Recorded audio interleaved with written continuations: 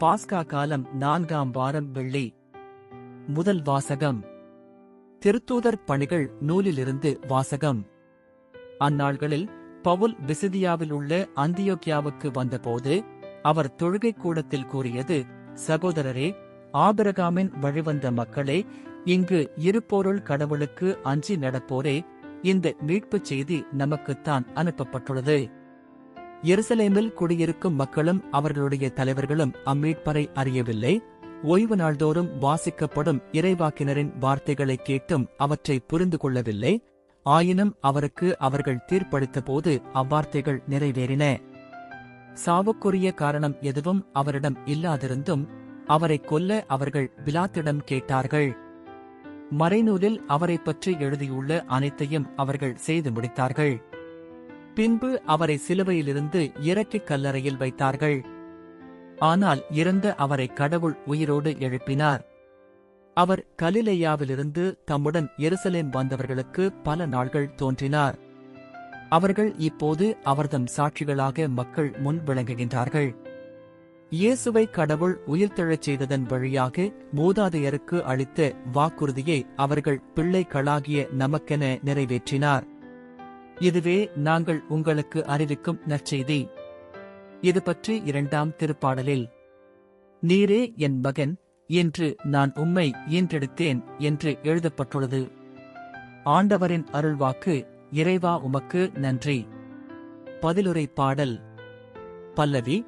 நீரே என் மைந்தர், என்று நான் உம்மை பெற்றெடுத்தேன். என் திருமறையாகிய சியோனில் நானே என் அரசரை திருநிலைப்படுத்தினேன். ஆண்டவர் ஆணையிட்டு உரைத்ததை நான் அறிவிக்கின்றேன். நீர் என் மைந்தர், என்று நான் உம்மை பெற்றெடுத்தேன். பல்லவி. நீரே என் மைந்தர், என்று நான் உம்மை பெற்றெடுத்தேன். நீர் விரும்புவதை என்னிடம் கேளும். பிற நாடுகளை உமக்கு உரிமைச் சொத்தாக்குவேன். பூவுலகை அதன் கடையெல்லை வரை உமக்கு உடைமையாக்குவேன். இருப்புக் கோலால் நீர் அவர்களை தாக்குவீர். குயவன் கலத்தைப் போல அவர்களை நொறுக்குவீர். பல்லவி. நீரே என் மைந்தர், என்று நான் உம்மை பெற்றெடுத்தேன். மன்னர்களே, விவேகமாக நடந்து கொள்ளுங்கள். பூவுலகை ஆள்வோரே, எச்சரிக்கையாயிருங்கள். அச்சத்தோடு ஆண்டவரை வழிபடுங்கள். நடுநடுங்குங்கள். அவர் முன் அகமகிழுங்கள். பல்லவி. நீரே என் மைந்தர், என்று நான் உம்மை பெற்றெடுத்தேன். நற்செய்திக்கு முன் வாழ்த்துளி. அல்லேலுயா, அல்லேலுயா. ஆண்டவர் போற்றி, போற்றி.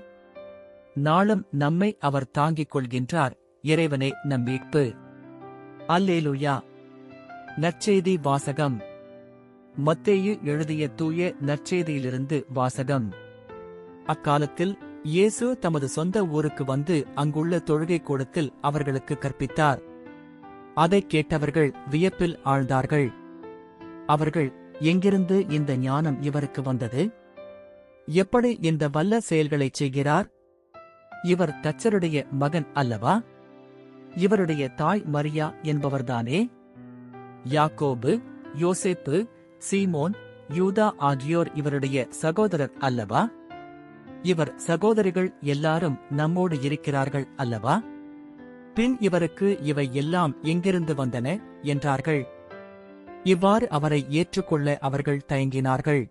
இயேசு அவர்களிடம், தம் சொந்த ஊரிலும் வீட்டிலும் தவிர மற்றெங்கும் இறைவாக்கினர் மதிப்பு பெறுவர் என்றார். அவர்களுக்கு நம்பிக்கை இல்லாததால் அவர் அங்கு பல வல்ல செயல்களைச் செய்யவில்லை. ஆண்டவரின் அருள்வாக்கு. கிறிஸ்துவே உமக்கு புகழ்.